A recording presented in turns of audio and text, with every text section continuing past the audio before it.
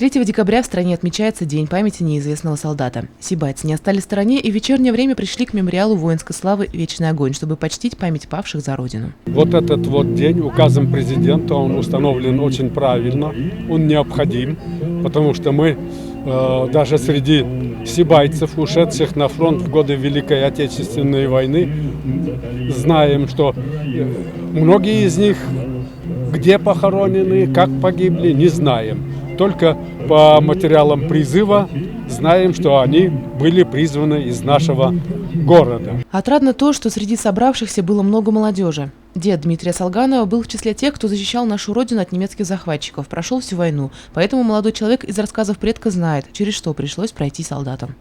Мы должны помнить тех, кто защищал нашу родину, кто пал ради того, чтобы был мир. Для меня он настоящий герой. То, что он сделал вклад, большой вклад в то, чтобы был мир и процветание в нашей стране. Благодаря нашим прадедам, дедам мы сейчас живем, мы дышим и наслаждаемся этой прекрасной жизнью. С тех пор, как у Кремлевской стены похоронили неизвестного солдата, по всей России стали возникать подобные мемориалы, памятники с вечным огнем. К сожалению, не все знают о судьбе своих родных, не вернувшихся с фронта, а потому чтить память неизвестного солдата – долг каждого гражданина страны.